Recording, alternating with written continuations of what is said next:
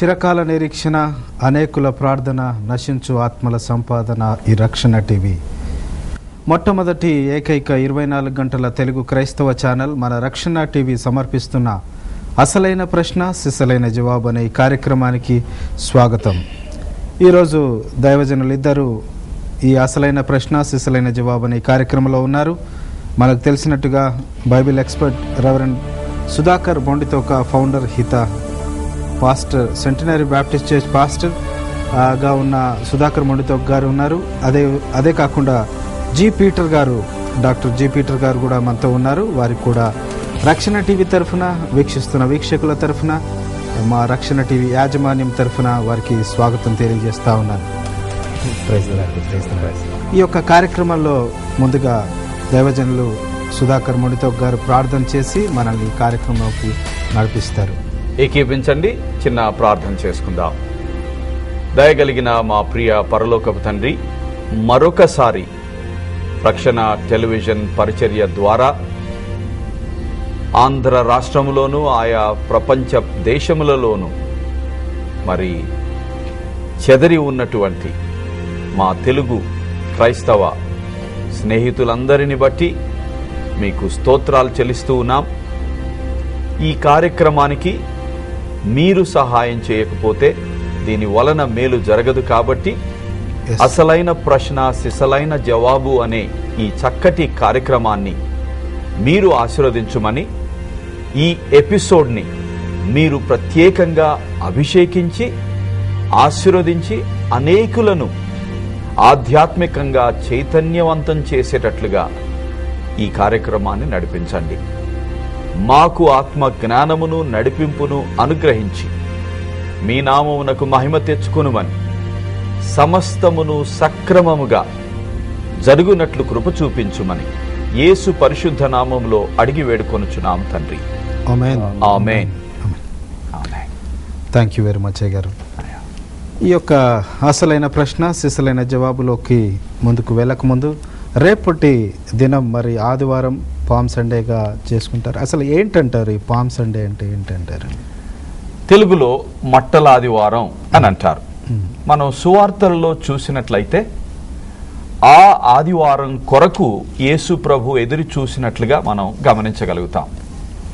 మరి ఒక సందర్భములో ఆయన చాలా దృష్టిని యెరూషలేము పట్టణములో ప్రవేశించుట మీదనే ఉంచి ఆ చివరి వారం అక్కడ గడిపి చివరికి కలువరి శిలువపై తన ప్రాణాన్ని సర్వమానవ జాతి యొక్క పాప ప్రాయశ్చిత్తార్థ బలిగా అర్పించడం కోసం ప్రవేశించబోతున్న టైంలో ఎవరో వచ్చి మరి హేరోదు నిన్ను చంపజూచుచూ ఉన్నాడు అని ఆయన దృష్టిని మరల్చడానికి, ఆయనను బలహీనపరచడానికి చెప్పడం జరుగుతుంది. ఆయన అప్పుడు అంటారు, ఆ నక్కతో ఇలా చెప్పుడి, నేను ఈరోజు రేపు చేయవలసిన పనిని చేస్తూ ఆ మరుసటి రోజు యెరూషలేములో ప్రవేశిస్తాను, నా గురిని చేరతాను అని అంటారు. మరి ఆ ప్రవేశానికి సిద్ధపాటు అదంతా ఎలా జరిగింది? మరి గాడిద పిల్ల ఎలా రావడం జరిగింది? ఆ గాడిద మీద ఆయన ఎక్కినప్పుడు వాళ్ళ పై వస్త్రాలను తీసి ఎలా కప్పారు? మరి చాలా స్పాంటేనియస్గా వాళ్ళు ఏ విధంగా ఆ పామ్ బ్రాంచెస్ కట్ చేసి రోడ్డు మీద ఎలా పరిచారు, ఆయనకి ఎలా స్వాగతం పలికారు, ఇవన్నీ కూడా మనం సువార్తల్లో చూస్తాం. సో ఆ ఆదివారాన్ని పామ్ సండే అని అంటారు. ఎందుకు అనంటే ఆయనను యెరూషలేము ఆహ్వానించిన విధానములోనే హోసన్నా అనే మాటతో మరి ప్రభువు నామము పేరట వచ్చువాడు ఘనపరచబడునుగాక అనే విధంగా ఆయనను ఆహ్వానించారు. దానిని ఇప్పటికీ కూడా మనం మరి పామ్ సండేగా అబ్జర్వ్ చేయబోతున్నాం.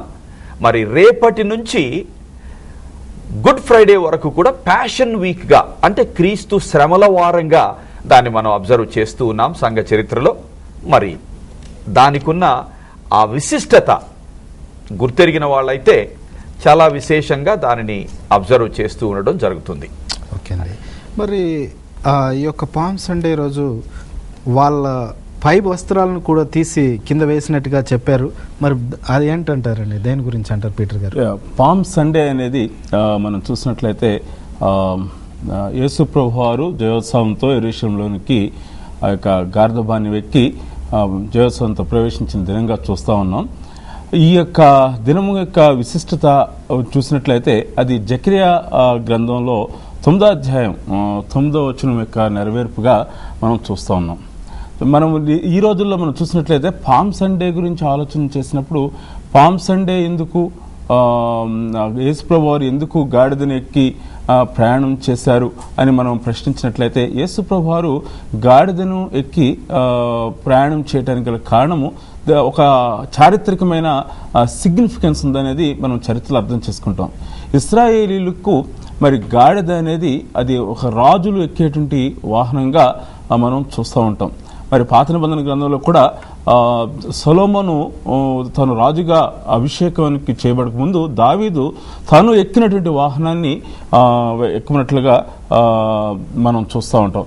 కాబట్టి ఇది ఒక చారిత్రకమైనటువంటి ఇన్సిడెంట్గా మనం చూస్తున్నాం. అంటే ఇశ్రాయేలీలు వారు ఈ యొక్క యేసు ప్రభువు వారు గాడిద ఎక్కి యెరూషలేముకు వస్తున్నప్పుడు వాళ్ళ యొక్క మనసులో అర్థమైంది ఏమనగా, మరి ఇశ్రాయేలీలకు వచ్చేటువంటి మెస్సియా ఈయనటువంటి గ్రహింపు వారికి కలిగినట్లుగా మనం అర్థం చేసుకోవాల్సిన వారం ఏంటున్నాం. మరి రెండవదిగా ఇక్కడ చూసినట్లయితే ఇది లేఖనం యొక్క నెరవేర్పు. జకరియా గ్రంథం యొక్క చారిత్రకమైనటువంటి ఆ యొక్క మరి బ్యాక్గ్రౌండ్ కూడా మనం చూసినట్లయితే జకరియా రాబో మెస్సియాను గురించిన ప్రవచనాన్ని ప్రవచిస్తున్నట్లుగా మనం చూస్తుంటాం.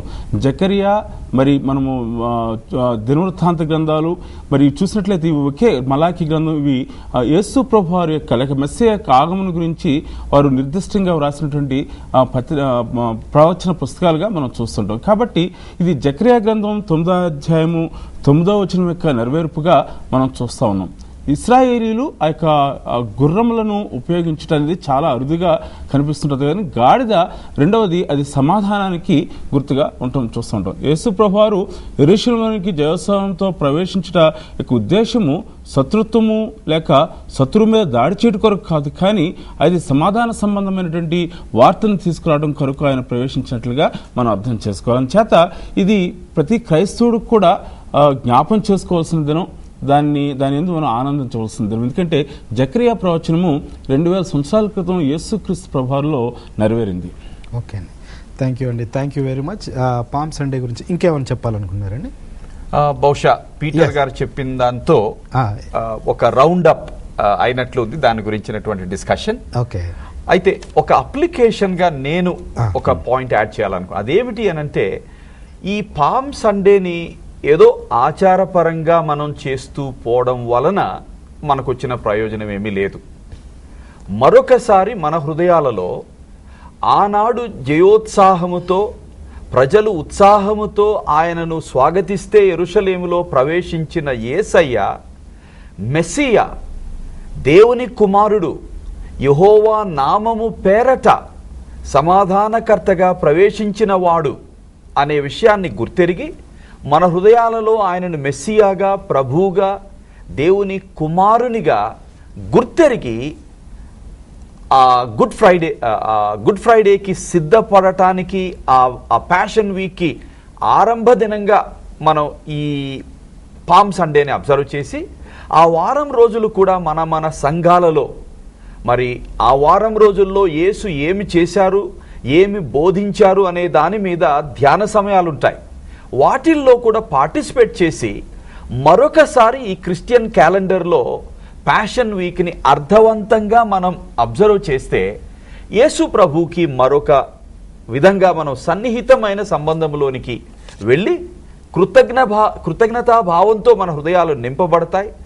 ఆయనను ప్రభువుగా, మెస్సియాగా, దేవుని కుమారునిగా ఆరాధిస్తూ మనం ముందుకు వెళ్ళడానికి వీలవుతుంది. ఓకే అండి, థ్యాంక్ యూ అండి, థ్యాంక్ యూ వెరీ మచ్. గారు మీరు మాట్లాడుతూ ఒక మాట అన్నారు, ఈ వారం అంతా కూడా ప్యాషన్ వీక్ గా పెట్టుకుంటారు, ప్రతిరోజు ఆ విషయాలన్నీ కూడా ధ్యానించుకుంటారు. ఏమి ధ్యానిస్తారంటారు? Very good. అంటే ప్రతిరోజు ఒక అంశం మీద ధ్యానిస్తారా? అవును. ఏంటంటారు అవి? ఇప్పుడు మన సౌత్ ఇండియాలో ఏదో సర్వసాధారణంగా ప్యాషన్ వీక్లో అక్కడ వరకు ఆ చర్చ్ మెంబర్స్ వరకు ఏదో ఆ ధ్యాన సమయాల్లో పార్టిసిపేట్ చేయటం. చర్చ్ వాళ్ళు అందరూ కూడా కొన్ని సంఘాలలో రారు. కానీ నార్త్ ఇండియా వెళితే ఆల్మోస్ట్ ఒక ఫెస్టివ్ సీజన్ లాగా ఓకే చాలా స్పెషల్గా ప్యాషన్ వీక్ని ఫెర్వర్తో అబ్జర్వ్ చేస్తారు. ప్రతిరోజు సాయంత్రం పెద్ద గ్యాదరింగ్ జరుగుతాయి. అంతకు ముందు సంఘానికి హాజరు కాని వాళ్ళు కూడా ఈ ప్యాషన్ వీక్లో ఆ మీటింగ్స్కి వస్తారు. వచ్చి సర్వసాధారణంగా ఏం చేస్తాము అని అంటే, ఫర్ ఎగ్జాంపుల్ యెరూషలేములో ఆ జయోత్సాహముతో మట్టలాదివారం ప్రవేశించిన తర్వాత బేతనీకి వెళ్తారు. తిరిగి మరలా యెరూషలేము వస్తారు. వచ్చేటప్పుడు ఒక అంజూరపు చెట్టును శపించడం జరుగుతుంది. సో సోమవారం అంటే ప్యాషన్ వీక్లో మొదటి రోజు, ఆ ప్యాషన్ వీక్ మొదటి రోజున యేసు ప్రభు ఆ చెట్టును శపించటంలో ఉన్న అర్థం ఏమిటి అనే దాని మీద దృష్టిని కేంద్రీకరిస్తారు. ఓకే ఆ తరువాత మంగళవారం ఏం జరిగింది, అట్లనే బుధవారం ఏం జరిగింది, ఆయన ఏం చేశారు, ఏం బోధించారు, ఆ అంశాల మీద దృష్టిని కేంద్రీకరించి ధ్యానం చేసుకొని వాటి యొక్క ఆధ్యాత్మికమైన అర్థాన్ని మరొకసారి గ్రహించి మనకు ఆ వర్తమానాన్ని మరి అన్వయింప చేసుకుంటూ ధ్యాన సమయాలు గడుపుతాను అండి. ఓకే గాస్పుల్స్లో యేసు ప్రభువారు స్వయాన యేసు ప్రభువారు సృష్టి అయినటువంటి పేతురు గారు ఆయన రాసినటువంటి పత్రికలో 11వ అధ్యాయం నుండి 15వ అధ్యాయం వరకు కూడా ఈ ప్యాషన్ వీక్ యొక్క సంఘటనలను వివరించడం మనం చూస్తూ ఉంటాం.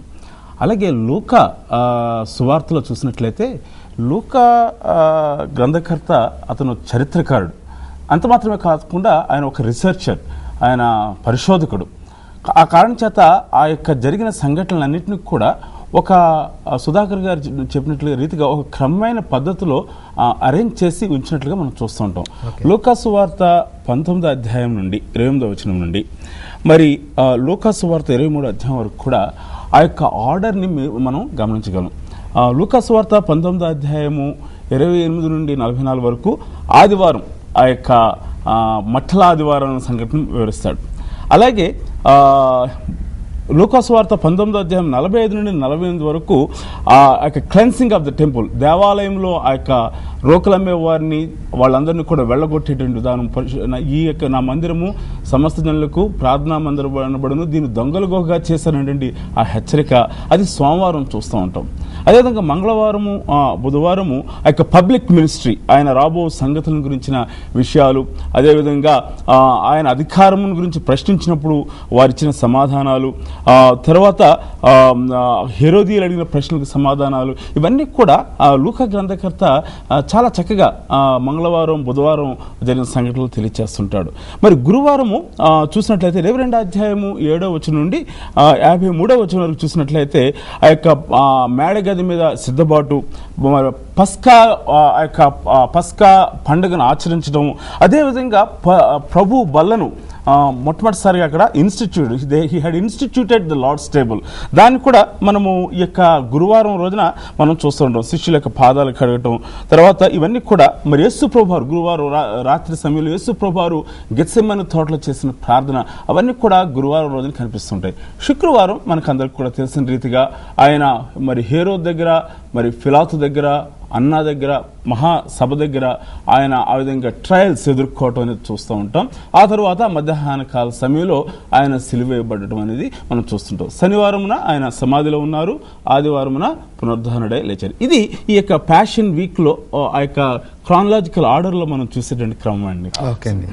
తర్వాత ఇంకొక పాయింట్ బెనహర్ గారు, చాలా గొప్ప పండితులు ఏమంటారు అని అంటే, ఈ వారాన్ని గురించి మాట్లాడుతూ it is one week that changed the history of humanity forever అని అంటారు. ఎగ్జాక్ట్లీ. అంటే ఈ ఒక్క వారములో జరిగినటువంటి సంఘటనలు మానవ జాతి చరిత్రను పూర్తిగా మార్చివేసిన సంఘటనలు.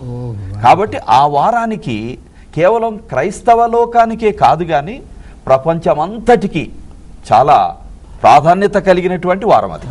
దీన్ని హోలీ వీక్ అని కూడా అంటారు కదా. అవునండి, correct. Thank you very much అండి. చాలా విషయాలు పామ్ సండే గురించి, వీక్ అంతటి ప్యాషన్ వీక్ అంతటి గురించి కూడా చాలా విషయాలు చెప్పారు. మొదటి ప్రశ్నగా, ఖాళీ సమాధిని గూర్చిన అనేకమైన సిద్ధాంతాలు ఉన్నాయి, అవి ఏమి చెబుతున్నాయి అనే ప్రశ్న గారు దయచేసి. ఖాళీ సమాధి అనేది ఈ ప్యాషన్ వీక్ అంతా జరిగిపోయిన తరువాత సైలెంట్ సాటర్డే అని అంటారు, అంటే నిశ్శబ్దంగా ఉన్న శనివారం అని అంటారు. అది కూడా జరిగిపోయిన తరువాత ఆదివారం పునరుద్ధాన దినానికి సంబంధించిన అంశం. అది పునరుద్ధానం జరిగింది అని నమ్మటానికి అనేకమైన కారణాలు ఉన్నాయి. బట్ వాటన్నిటిలో కూడా అతి ప్రాముఖ్యమైనది ఖాళీ సమాధి. సమాధి ఖాళీ అయింది కాబట్టే ఎందుకు ఖాళీ అయింది అనే ప్రశ్న వస్తుంది. అందుకనే దీన్ని మరి చరిత్రాత్మకంగా Good Friday, Silent Saturday, Easter Sunday morning ఏమి జరిగింది అనే ఆ విషయాలను అధ్యయనం చేసిన వాళ్ళు ఏమంటారు అని అంటే, the fact of the empty tomb, అంటే ఖాళీ సమాధి చాలా ప్రాముఖ్యతను కలిగినటువంటి ఒక వాస్తవం, ఒక సత్యం అని అంటారు. సరే, ఆ సత్యాన్ని కాదనలేక క్రైస్తవులు కానివారు కూడా, స్కాలర్స్, నిపుణులు దాన్ని ఒప్పుకుంటారు. కానీ వాళ్ళు ఏమంటారంటే, సమాధి ఖాళీ అవటానికి క్రీస్తు పునరుద్ధానం అవటం కారణం కాదండి, దానికి వేరే కారణాలు ఉన్నాయి, ఆ కారణాల చేత సమాధి ఖాళీగా కనపడింది అని కొన్ని ఆల్టర్నేటివ్ థియరీస్ని వాళ్ళు ప్రతిపాదించారండి. ఉదాహరణకి సమాధి ఎందుకు ఖాళీగా కనిపించింది అని అంటే, ఆ తొందరపాటున ఆ వెళ్ళిన స్త్రీలు కానీ, వాళ్ళ తరువాత వెళ్ళినటువంటి శిష్యులు కానీ యేసును ఉంచినటువంటి సమాధి దగ్గరికి వెళ్ళలేదండి, వేరే ఒక సమాధికి వెళ్ళి అది ఖాళీగా ఉంటే చూసి యేసు లేచాడని చెప్పడం ప్రారంభించారు. కానీ యేసు లేవలేదండి, యేసు సమాధిలోనే ఉన్నాడు. కానీ వీళ్ళు రాంగ్ టూంబ్కి వెళ్ళి అది ఖాళీ అయింది అనుకొని అక్కడ శరీరం లేదు కాబట్టి ఆయన లేచాడు అని చెప్పడం ప్రారంభించారని ఒక రాంగ్ టూమ్ థియరీ అని ఒక ఆయన ప్రతిపాదించాడు. అట్లనే ఇంకొక ఆయన ఏమన్నాడు అని అంటే, లేదు లేదు కరెక్ట్ సమాధికే వెళ్ళారు, ఎందుకంటే వాళ్ళు ఆ రోజు చూశారు, తరువాత యోసేపు, అరిమత్తయి వీళ్ళందరూ కూడా ఎక్కడ ఉంచారు అనేది తెలిసిన విషయమే కాబట్టి కరెక్ట్ సమాధికే వెళ్ళారు. సమాధి ఖాళీ అయింది, కానీ సమాధి ఖాళీ అవడానికి పునరుద్ధానం కారణం కాదండి, ఆ సమాధిలో ఉన్న శరీరాన్ని ఎవరో దొంగిలించారండి అని ఇంకొకళ్ళు ప్రతిపాదించారు. దాన్ని స్టోలెన్ బాడీ థియరీ అని అంటారు. ఇంకొకళ్ళు ఏమన్నారు అని అంటే, లేఖి అనే ఆయన, అది ఎప్పుడంటే 18వ శతాబ్దంలో ప్రతిపాదించాడు ఈ సిద్ధాంతాన్ని. దాన్ని ఏమంటారు అని అంటే స్వూన్ థియరీ అని అంటారు. అంటే ఖాళీ సమాధి అయింది కరెక్టే, కానీ దానికి కారణం క్రీస్తు సమాధిని, మరణాన్ని, పాపాన్ని ఓడించి మృత్యుంజయుడిగా 3వ దినంలో తిరిగి లేవడం కాదండి. ఏం జరిగిందంటే, అసలు శిలువ మీద ఆయన చనిపోలేదు, స్పృహ తప్పి పోయాడు. సో స్పృహ తప్పినప్పుడు చనిపోయాడు అని అనుకొని పాతిపెట్టారు. అయితే ఆ సమాధి లోపలంతా ఎయిర్ కండిషన్ రూమ్ లాగా ఉంటుందండి. సో దానితో ఆయనకు స్పృహ మళ్ళీ వచ్చింది.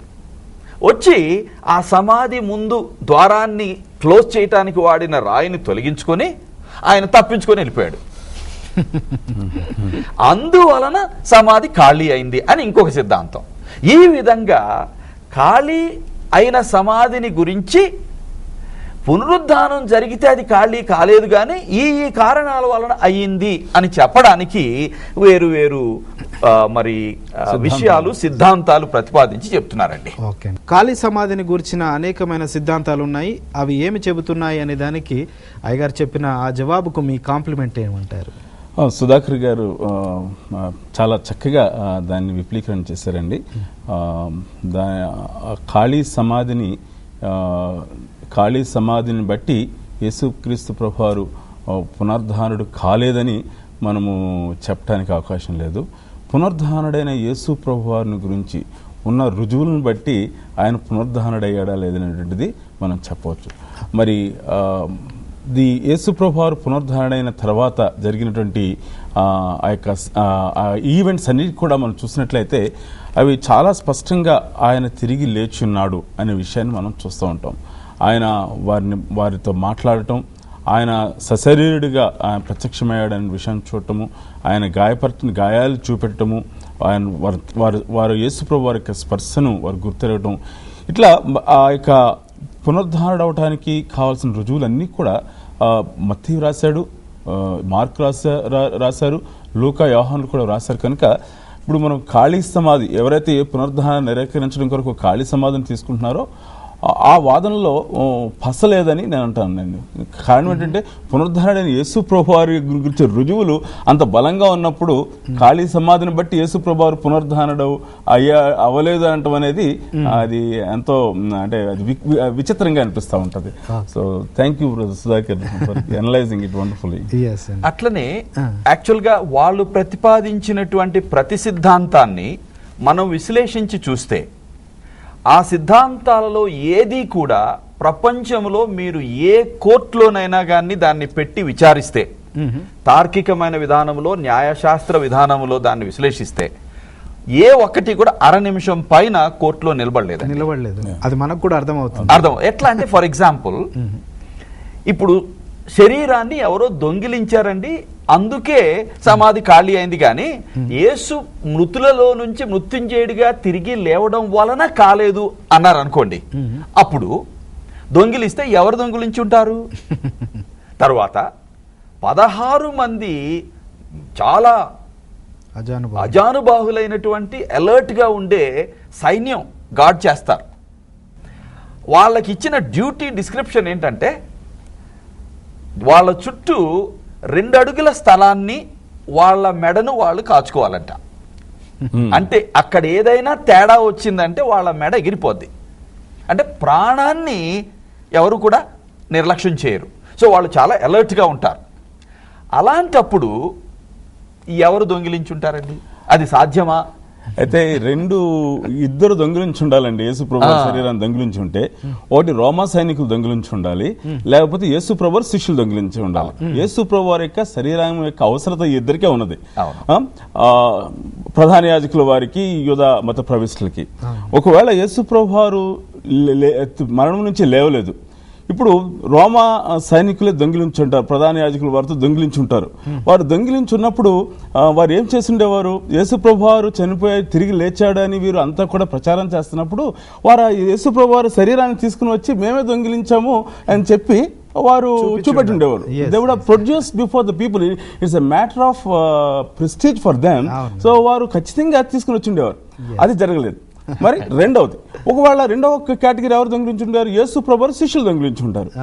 యేసు ప్రభువారు శిష్యులు ఎంత పిరికివారో మనము చరిత్ర పుస్తకాలు చూస్తుంటే అర్థమవుతా ఉంది. ఒక చిన్న 14 ఏళ్ల బాలిక బెదిరింపులకే బెదిరిపోయిన పేతురు, ఆజానుబాహువులు, అంత యుద్ధ శరీర దార్ఢ్యం కలిగిన వారు యేసు ప్రభు వారి శరీరం గురించి ప్రశ్నిస్తే వాళ్ళు గడగడ వణుక్కుంటూ తీసుకుని వచ్చి యేసు ప్రభు వారి యొక్క శరీరాన్ని ప్రజల ముందు చూపెట్టిండేవారు. కాబట్టి ఈయన ఐదర్ కేస్ అంటే ఒకవేళ రోమా ప్రభుత్వం వారు కానీ లేకపోతే యేసు ప్రభు వారి శిష్యులు దొంగిలించినా సరే, ఈ యొక్క ప్రచారం జరుగుతున్నప్పుడు, యేసు ప్రభు వారు మరణం నుంచి లేచాడనే ప్రచారం జరుగుతున్నప్పుడు ఖచ్చితంగా ఆ శరీరాన్ని ప్రజల ముందు తీసుకుని వచ్చిండేవారు. అక్కడతో ఆ యొక్క ప్రశ్నకు సమాధానం, లేకపోతే ఈ యొక్క యేసు ప్రభు వారు మరణం నుంచి లేచాడంటే ఈ యొక్క వార్తకు ఒక సమాప్తం పలుకుండేవారు. అవునండి. అంతేకాదు బెన్హర్ గారు, ఇంకొక విషయం, అక్కడ వాళ్ళు ఒక స్టోరీని క్రియేట్ చేశారు. ఏమిటి అని అంటే, ఆ రాణు వారికి మీ సంగతి మేము చూసుకుంటాం కానీ మీరు ఇట్లా చెప్పండి అని యూదులే వారికి ప్రలోభం చూపెట్టి చెప్పమన్నట్లుంది. అంటే రాణు వారు ఏం చెప్పాలట? మేము నిద్రపోతూ ఉన్నప్పుడు శిష్యులు వచ్చి శరీరాన్ని దొంగిలించాలి అని చెప్పమన్నారు. వాళ్ళు అట్లనే చెప్పేశారు. అయితే ఏ కోర్టులోనైనా సాక్షిని ఏమడుగుతారు? నువ్వు ఎప్పుడు చూసావయ్యా? పలానప్పుడు. అప్పుడు నువ్వేం చేస్తున్నావయ్యా? ఇలా చేస్తున్నానండి, ఇలా చూశానని చెప్పాలి. నిద్రపోతూ ఉన్నప్పుడు శిష్యులు వచ్చి దొంగిలించారని నువ్వు ఎలా చెప్పగలవు నాయన? నిద్రపోతూ ఉంటే నువ్వెట్లా చూసావు?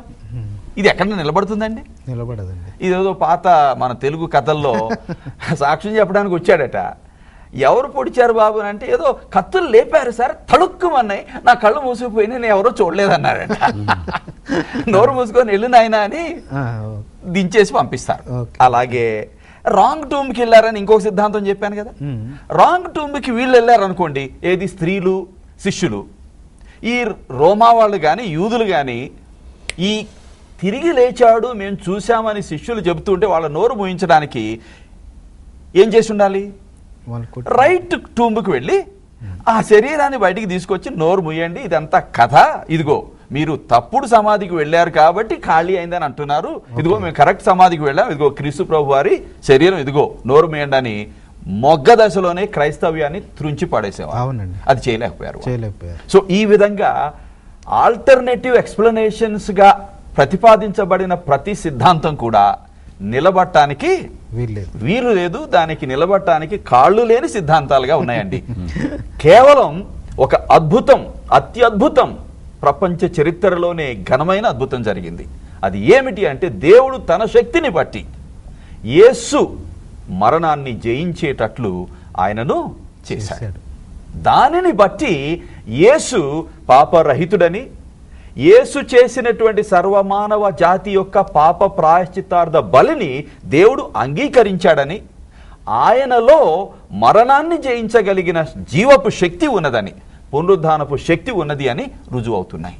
అందుకనే 1 కొరింథీ పత్రిక 15వ అధ్యాయంలో గొప్ప పండితుడు, వేదాంత విద్యలో, దైవజ్ఞాన శాస్త్రములలో చాలా లోతుగా వెళ్ళినటువంటి, క్రైస్తవ్యాన్ని వ్యతిరేకించినటువంటి, పునరుద్ధానుడై తిరిగి లేచిన యేసును దమస్క మార్గములో ఎదుర్కొని అప్పుడు మారిన పౌలు అంటున్నాడండి, మరణము మృంగివేయబడింది, యేసు విజయమును మనకు వెలుతురుగా సువార్త ద్వారా తీసుకొని వచ్చాడు. సో కాబట్టి అది ఒక్కటే నిలబడే సిద్ధాంతం, నిలబడే వివరణ. సిద్ధాంతం కాదు, అది వాస్తవం. వాస్తవానికి అది రైట్ అండి. థ్యాంక్ యూ అండి, thank you very much. MS Narayana garu Sangareddy నుంచి లైన్లో ఉన్నారు. బ్రదర్ ప్రైజ్ ద లార్డ్ అండి. Brother praise the Lord. Hello, praise the Lord brother. Praise the Lord అండి. ప్రైజ్ ద లార్డ్ అండి.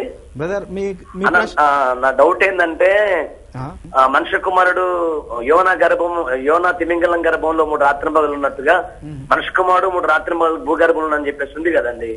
అది కొంచెం డౌట్ ఉందండి. అదే అంటే డేస్ ఫ్రైడే అని అంటే సండే వరకు ఎట్లా అట్లా. ఈ ప్రశ్న అడిగే వాళ్ళు ఒక మౌలికమైనటువంటి పొరపాటు చేస్తున్నారు. అది ఏమిటి అని అంటే, దేన్నైనా ఒక విషయాన్ని మరొక విషయంతో పోల్చినప్పుడు ఆ పోలికకు ప్రాథమికంగా ఒకే ఉద్దేశం ఉంటుంది. ఒక మెయిన్ పాయింట్ని వివరించడం కోసం ఒక ఎనాలజీ లేకపోతే ఒక ఇల్లస్ట్రేషన్ ఇవ్వటం జరుగుతుంది. ఇప్పుడు ఉదాహరణకి యేసుక్రీస్తు ప్రభు మంచి సమరయుడు అనే ఉపమానాన్ని, కథను ఎందుకు చెప్పారు? బైబిల్ చదివితే నా పొరుగువాడు ఎవరు అనే ప్రశ్నకు సమాధానం చెప్పడానికి యేసు ప్రభు వారు ఆ కథను ఉపయోగించారు. సో అందులో మనం తెలుసుకునే ముఖ్యమైనటువంటి విషయం ఏమిటి అనంటే, అవసరతలో ఉన్న ప్రతి వ్యక్తి మనకు పొరుగువాడే. అవసరతలో ఉన్న వ్యక్తికి సహాయం చేసినటువంటి వ్యక్తి నిజమైనటువంటి ప్రేమ కలిగినటువంటి పొరుగువాడు. సో అదే మెయిన్ పాయింట్. అంతేగాని ఇక మిగిలిన వాటన్నిటికీ కూడా ప్రాధాన్యత ఉండదు. అలాగే ఈ యేసు ప్రభు వారు చెప్పారు, మీరు ఒక అద్భుతాన్ని అడుగుతున్నారు, మీకు ఒకే అద్భుతం ఇవ్వబడుతుంది ఇక చివరికి అని చెప్తారు. అది ఏమిటి అని అంటే, యోనా చేపగర్భములో 3 దినములు ఎలా ఉన్నాడో మనుష్య కుమారుడు కూడా భూగర్భంలో అలాగే 3 దినములు ఉంటాడు అన్నది. సో అక్కడ విషయం ఏంటంటే, యోనా చేపగర్భం లోపల 3 దినములు ఉన్న విషయం.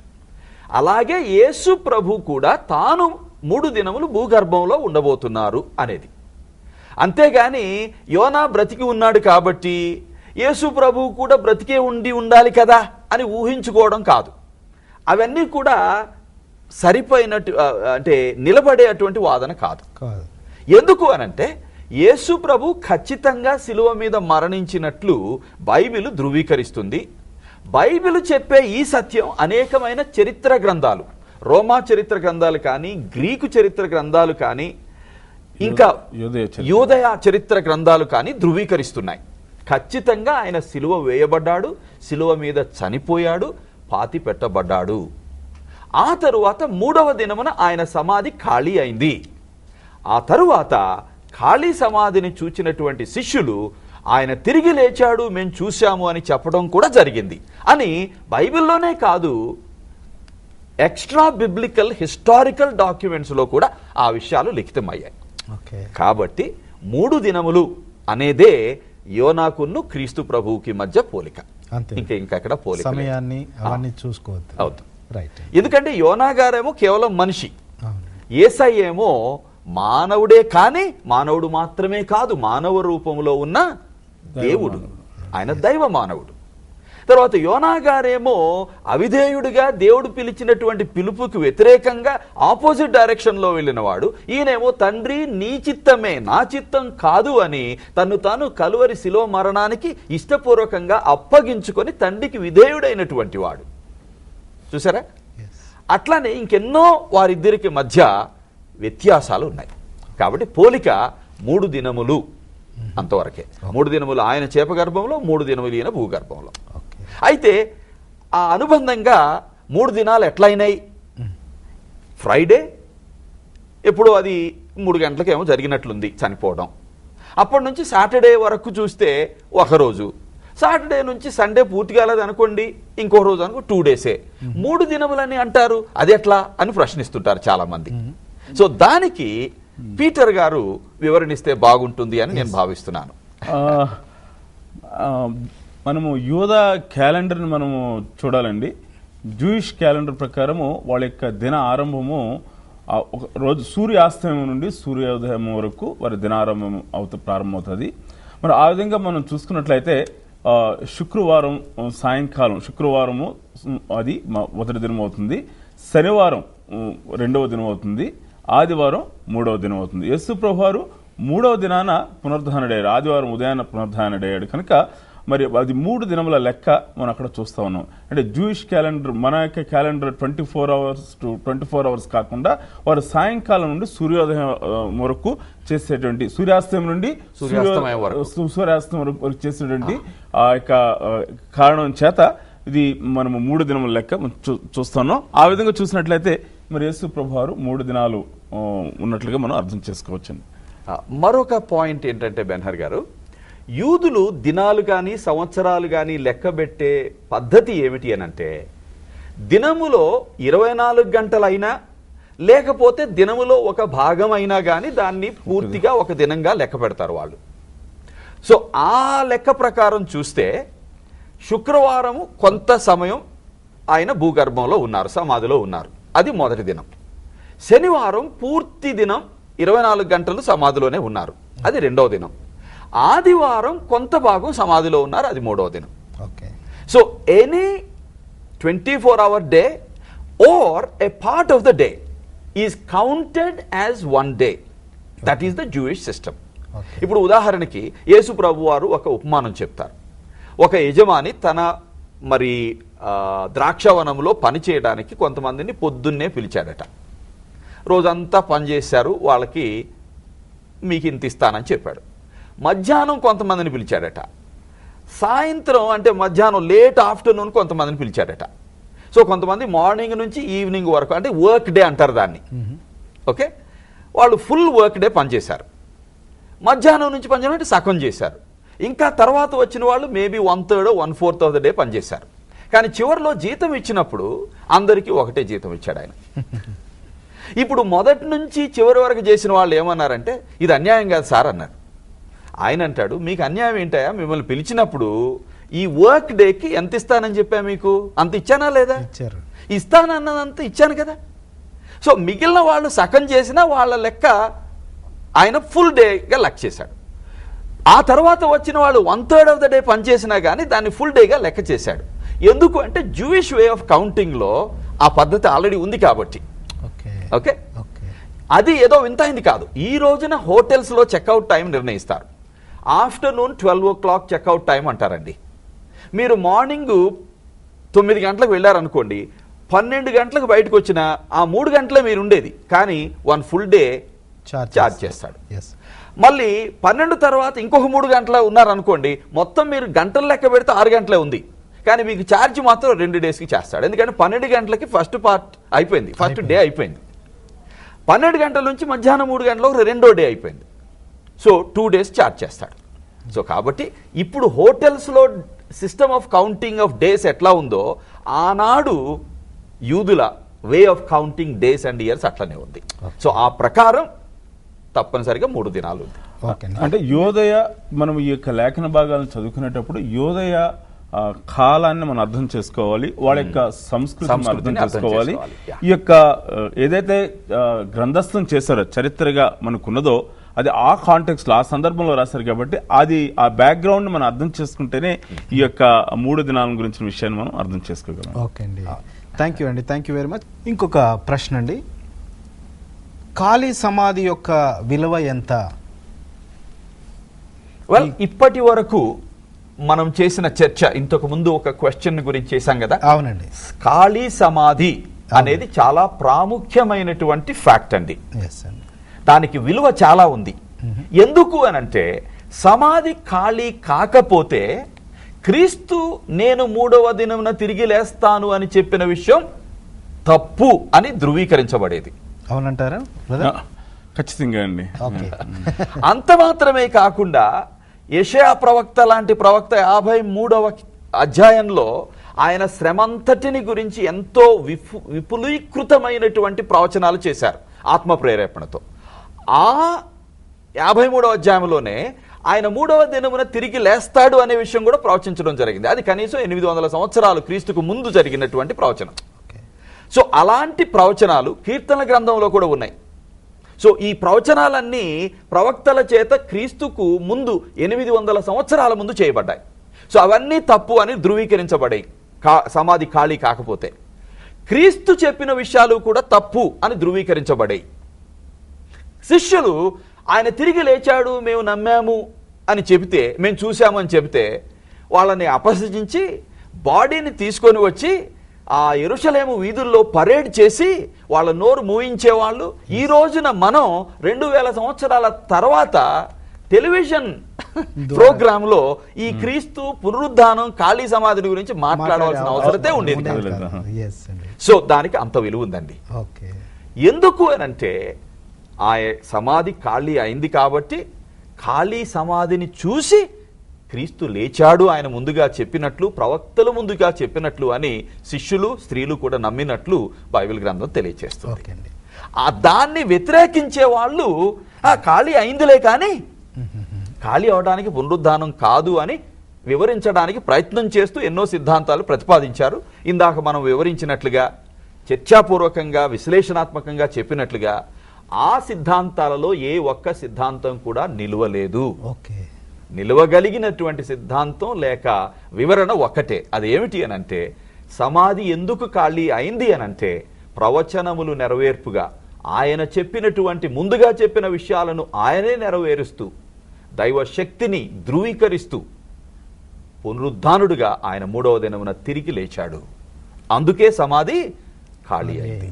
అందుకే ఒక ఇంగ్లీష్లో ఒక పాట ఉంది, ఆయన పునరుద్ధానుడు అయ్యాడు అనేది నేను నమ్ముతున్నాను, నాకు తెలుసు. ఎందుకు అనంటే, an empty grave is there to prove my savior lives. అంటే ఆ ఖాళీ సమాధి నా రక్షకుడు సజీవుడు అని ధృవీకరిస్తుంది అని ఆ కీర్తనాకారుడు ఇంగ్లీష్లో అలా రచించాడు. అదే.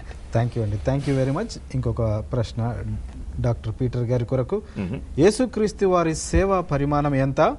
యేసుక్రీస్తు వారి సేవ 3 సంవత్సరాలైనా లేక కొనసాగిన పరిచర్యేనా? అదే కాకుండా ఇంకో ప్రశ్న అండి, యేసుక్రీస్తు వారు ఎన్ని సంవత్సరాలు పరిచర్య చేశారు? బైబిల్ గ్రంథంలో మనం ఈ సువార్తల భాగాల్లో చూస్తున్నట్లయితే యేసు ప్రభువారు 3.5 సంవత్సరాల పరిచర్యగా మనం చూస్తూ ఉన్నాండి. యేసు ప్రభువారి యొక్క ఈ యేసు దేవాది దేవుడు ఈ లోకంలో శరీరధారిగా వచ్చినటువంటి 33.5 సంవత్సరాలు కూడా చాలా ప్రాముఖ్యమైన సంవత్సరాలు. 33.5 సంవత్సరాల్లో 3.5 సంవత్సరాల ఆయన సేవా పరిచర్య ప్రాముఖ్యమైనది. మరి ఈ యొక్క 3.5 సంవత్సరాలు ఆయన చేసినటువంటి సేవ పరిమాణం అని మనం చూస్తే ఆ పరిమాణానికి మనము లెక్క కట్టలేమండి.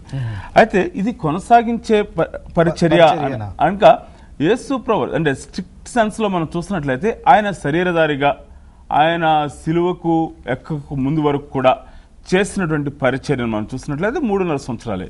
కానీ యేసు ప్రభువారు ఏ ఉద్దేశం చేత ఈ లోకంలోనికి వచ్చారు, ఏ ఉద్దేశం చేత ఆయన శరీరధారిగా వచ్చారు, మరి ఆయన ఏ ఉద్దేశాన్ని అయితే తన 12 మంది శిష్యులకు తెలియచేశారు, వాళ్ళని సిద్ధపాటు చేశారు, మరి సంఘం ఆవిర్భింప చేశారు. ఆ పరిచర్య చూసినట్లయితే ఇది కొనసాగించే పరిచర్యగా మనం చూస్తా ఉన్నామండి. కాకపోతే స్ట్రిక్ట్ సెన్స్లో ఆయన 3.5 శరీరధారిగా, అంటే పునరుద్ధాన శరీరం. ఇప్పుడు యేసు ప్రభు వారి యొక్క పునరుద్ధాన శరీరం గురించి ఆలోచన చేస్తున్నట్లయితే అది పునరుద్ధాన, it's a matter and also a super matter.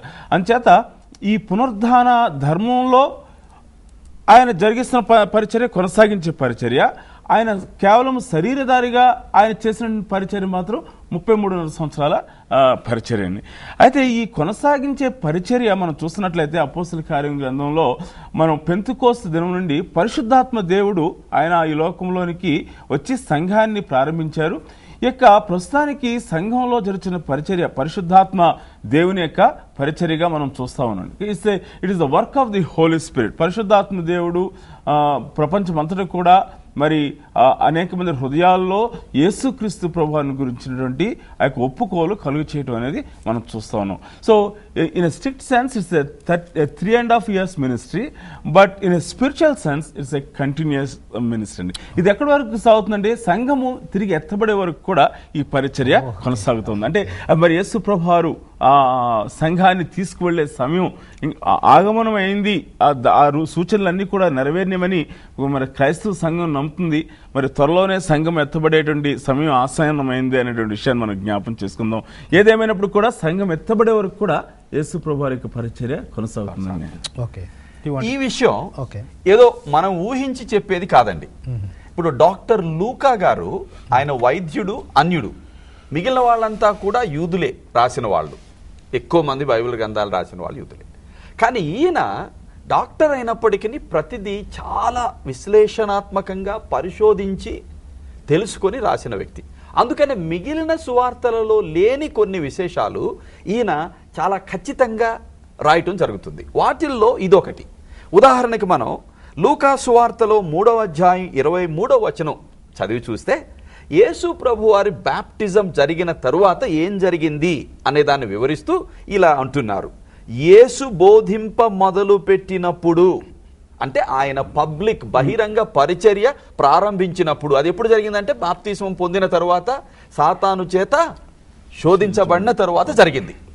So అప్పటికి యేసుప్రభు వారి వయసు ఎంత అనేది ఇక్కడ చెప్తున్నాడు. యేసు బోధింప మొదలు పెట్టినప్పుడు ఆయన దాదాపు 30 ఏండ్ల ఈడు గలవాడు. ఆయన యోసేపు కుమారుడని ఎంచబడెను అని ఇచ్చాడు. సో సుమారు 30 ఏళ్ల వయసు వరకు ఆయన ఏం చేశారు అంటే 12-13 సంవత్సరాల వయసు నుంచి యెరూషలేము దేవాలయంలో తల్లిదండ్రులు ఆయన్ని కనుగొన్న తరువాత నుంచి ఆయన ఏం చేశారు అని అంటే తల్లిదండ్రులకు విధేయుడిగా ఉండెను అని బైబిలే చెబుతుంది. సో విధేయుడిగా ఉండి తండ్రి యొక్క వృత్తి అయినటువంటి కార్పెంట్రీ చేసుంటారు. అందుకనే బైబిల్లో ఆ విశేషాలన్నీ లేకపోయినప్పటికీ వేరే గ్రంథాలలో ఆయన ఎలా కార్పెంట్రీ చేశారు అనేది కూడా వివరించబడింది. సో తల్లిదండ్రులకు విధేయుడిగా 30 సంవత్సరాల వరకు ఉండి దేవుని టైం ఆయన బహిరంగ పరిచర్య చేయడానికి వచ్చింది అన్నప్పుడు బయటకు వచ్చి బాప్తిస్మం ఇచ్చి యోహానుతో దేవుని చిత్తాన్ని నెరవేరుస్తూ బాప్తిస్మం తీసుకొని విశ్వాసులకు ఆదర్శంగా కూడా బాప్తిస్మం తీసుకొని అక్కడే పరిశుద్ధాత్మ చేత నింపబడి ఆ శక్తి చేత శోధించడానికి వచ్చిన సాతానుణ్ణి ఓడించి ఆత్మశక్తితో 3.5 సంవత్సరాలు రమారమి పబ్లిక్ మినిస్ట్రీ చేసి చివరికి కలువరి శిలువపై తన్ను తాను మా సర్వమానవ జాతి యొక్క పాప ప్రాయశ్చిత్తార్థ బలిగా సమర్పించుకొని ముందుగా ప్రవచించబడినట్లు సమాధిని, పాపాన్ని, మరణశక్తిని ఓడించి అద్వితీయుడుగా, అసమానుడుగా, మృత్యుంజయుడిగా ఆయన 3వ దినమున తిరిగి లేచిన తర్వాత కూడా 40 దినముల కాల వ్యవధి తన శిష్యులతో ఉండి ఆయన తిరిగి లేచారు అని రుజువు చేసుకొని ఆయన వెళ్ళేటప్పుడు చెప్పిన చివరి మాటలు, ఆసీనుడై వెళ్ళిపోయేటప్పుడు చెప్పిన చివరి మాటలు ఏంటంటే, మీరు సర్వలోకమునకు వెళ్ళి సర్వ సృష్టికి సువార్తను ప్రకటించి నాకు శిష్యులను తయారు చేయండి అని ఆజ్ఞాపించాడు. దానికి కావలసిన శక్తి ఆత్మ ద్వారా మీరు పొందుతారు అని అపోస్తల కార్యంలో మీరు విడిచి వెళ్ళొద్దు యెరూషలేమును, ఎందుకంటే ఆత్మ మీ మీదికి దిగివచ్చును, అప్పుడు మీరు శక్తి నొందుదురు, మీరు నాకు సాక్షులై ఉందురు. సో ఆ విధంగా ఆనాటి ఆది శిష్యులతో మొదలై ఈనాటి ఆధునిక శిష్యుల ద్వారా క్రీస్తు ప్రభు ఆనాడు ప్రారంభించిన పరిచర్య ఆయన కొనసాగిస్తున్నాడు. సో ఎలా కొనసాగిస్తున్నారంటే ఆత్మశక్తి ద్వారా, కానీ అది మానవులమైన మన ద్వారా, సంఘము ద్వారా జరిగిస్తున్నారు. సో కాబట్టి క్రీస్తు పరిచర్యను కొనసాగించే సంఘమే నిజమైన సంఘం, జీవము కలిగిన సంఘం అనేది అపోస్తల కార్యం 2వ అధ్యాయం 42 నుంచి 47 వచనాల వరకు ఉన్నటువంటి భాగంలో కూడా మనం చూస్తున్నామండి. ఆది సంఘానికి ఉన్నటువంటి లక్షణాలు అక్కడ వివరించబడ్డాయి. వాటిలో ఒక ప్రముఖమైనది ఏంటి అని అంటే సువార్తను ప్రకటించుట, సాక్ష్యం చెప్పుట, అనేకులను క్రీస్తు వైపుకు నడిపించుట, వారిని క్రీస్తు శిష్యులుగా తయారు చేయుట. ఆ విధంగా క్రీస్తు యొక్క పరిచర్య ఇప్పటి వరకు కొనసాగుతుంది. పీటర్ గారు చెప్పినట్లు క్రీస్తు ప్రభు రెండవసారి వచ్చేంత వరకు కూడా ఈ పరిచర్య కొనసాగుతుంది. ఓకే అండి, థ్యాంక్ యూ వెరీ మచ్. ఇంకొక ప్రశ్న అండి, ప్రభురాత్రి భోజనంలోని రొట్టె మరియు ద్రాక్ష రసము ఇచ్చినప్పుడు యేసు ప్రభు నిజంగా అక్కడ ఉంటాడా అనే ప్రశ్న. ఈ ప్రశ్నకు ఈ ప్రభురాత్రి భోజనం గురించి మనం ఆలోచన చేసినట్లయితే 3 రకాల రీతిలో ఈ యొక్క ప్రభురాత్రి భోజన సంస్కారం గురించి క్రైస్తవ సంఘంలో ఆలోచన చేస్తున్నారండి. మొట్టమొదటిది ఏంటంటే యేసు ప్రభువారు ఆ యొక్క మూలకాలు ఆయన సాక్షాత్తు ఆయన శరీరంగా మార్చబడతాయి, అది ఆయన రక్తంగా మార్చబడుతుంది. రొట్టె ఆయన శరీరంగా మార్చబడుతుంది, ఆ యొక్క ద్రాక్ష రసము ఆయన రక్తంగా మార్చబడుతుంది అనేటువంటి ఆలోచన విధానం. దీన్ని ఏమంటే ట్రాన్స్సబ్స్టాన్షియేషన్ అంటారండి. ఓకే, ఇది క్యాథలిక్ సంఘంలో మరి వారు ఆచరించేటువంటి ఆలోచన చేసే విధానం. Okay, we are literally eating the blood, eating the body of Jesus Christ and taking the blood of Jesus Christ. దాని తర్వాత మరి మార్టిన్ లూథర్ గారు కాన్సబ్స్టాన్సియేషన్ అన్నాడు. అంటే మనం నిజంగా అది ఆయన శరీరముగా మార్చబడదు, కానీ ఆయన సన్నిధి ఆ యొక్క మూలకాల మీద ఉంటుంది కనుక మరి it has a special significance అనేటువంటి ఆలోచన. ట్రాన్స్సబ్స్టాన్సియేషన్ అంటే అవి ఆ మూలకాలు మార్చబడటం శరీరంగా రక్తంగా. కాన్సబ్స్టాన్సియేషన్ అంటే అవి అక్కడ ఆయన సన్నిధి ఉండటం. మూడవదిగా మెమోరియల్ అంటే అది జ్ఞాపకార్థంగా చేయటం. మీరు నన్ను జ్ఞాపకం చేసుకున్నట్టుకే చేయండి. మరి పస్కా ఆ యొక్క పండుగను వారు ఆచరించేటప్పుడు వారి యొక్క ఇశ్రాయేల్ దేశంలో వారి యొక్క చరిత్రలో విమోచన కార్యం ఏదైతే జరిగిందో అది జ్ఞాపకం చేసుకుని, what they have experience in their history, they have remembered that and they have worshipped God. అలాగనే పస్కా ప్రభురాత్రి భోజనం దగ్గర ఎవరైతే విశ్వాసులు, ఎవరైతే యేసుక్రీస్తు ప్రభువుని నాకు సొంత రక్షకులుగా అంగీకరించారో, ఎవరు పాపాలైతే క్షమించబడ్డాయో వారు యేసు ప్రభు వారి యొక్క వారి వ్యక్తిగత జీవితంలో చేసిన కార్యాన్ని బట్టి మరి పస్కా బలిపశుగా యేసు ప్రభు వారు నా కొరకు చేయబడ్డాడు అని జ్ఞాపకం చేసుకుని, అది వారి యొక్క వ్యక్తిగతమైన జీవితాల్లో ఎలా జరిగిందో ఆ విషయాన్ని జ్ఞాపకం చేసుకుని ఆయన కృతజ్ఞతతో స్తుతించి ఆరాధించడం అనమాట. So it's called memorial. So ఈ 3 ఆలోచన విధానాలను బట్టి క్రైస్తవ సంఘంలో one of the reasons for denominations ఏర్పడటం అనేది జరిగిందండి. నా యొక్క ఉద్దేశంలో ఈ యొక్క memorial is close to the biblical interpretation. ఎందుకంటే నన్ను జ్ఞాపకం చేసుకుంటే దీన్ని చేయడని ఆయన చెప్పాడు. ఓకే, అలాగే పస్కా కూడా ఎందుకు యూదులు చేయవలసి వచ్చింది అని అంటే జ్ఞాపకం చేసుకొని వాళ్ళ చరిత్రను మరువకుండా ప్రభు వాళ్ళ పక్షమున చేసిన గంభీరమైనటువంటి కార్యములను మర్చిపోకుండా వాళ్ళు తమ పిల్లలకు ఈ సత్యాన్ని బోధించే నిమిత్తం చేయడం జరిగిందనమాట. సో అది మెమోరియల్గానే చేశారు వాళ్ళు, అంటే జ్ఞాపకార్థం.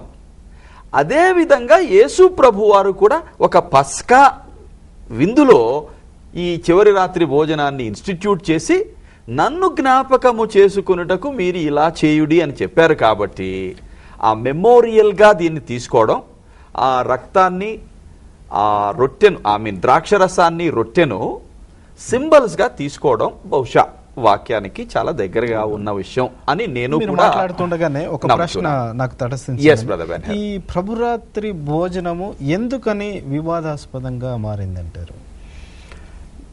ఎందుకు వివాదాస్పదంగా మారింది అని అంటే, బిగినింగ్లో ఎప్పుడైతే యేసు ప్రభు వాళ్ళకి ఇలా చెయ్యండి అని చెప్పారో, ఆది శిష్యులు చేయడం ప్రారంభించారో, బయట వాళ్ళు వీళ్ళ మీద కొన్ని తప్పుడు అభాండాలు వేసి ప్రచారం చేయడం ప్రారంభించారు. ఇది నా రక్తము అని యేసయ్య అన్నారు కదా, ఇది నా శరీరము అని యేసయ్య అన్నారు కదా. దాన్ని బట్టి వాళ్ళు ఏమన్నారంటే, ఈ క్రైస్తవులు అనే వాళ్ళు క్యానిబల్స్ అండి, నరమాంస భక్షకులు అండి అని ఒక అభాండం వాళ్ళ మీద వేశారు. ఎందుకనంటే భాషా ప్రయోగాన్ని వాళ్ళు గుర్తించక ఆ భాషను అక్షరార్థంగా తీసుకొని అలా చెప్పడం జరిగింది.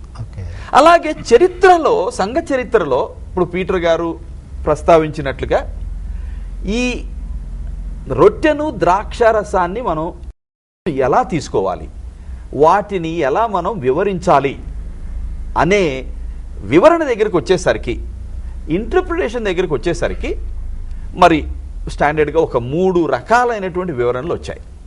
సో ఆ వివరణలు ఎంత తీవ్రమైనటువంటి విభేదాలకు దారితీశాయనంటే అవి కొంతవరకు డినామినేషనల్ డివిజన్లో కూడా వీటి పాత్ర ఉన్నట్లు మనం చూస్తున్నామండి. వివాదాస్పదం కావడానికి కారణం ఈ విధమైనటువంటి వేరు వివరణలు అని చెప్పొచ్చు.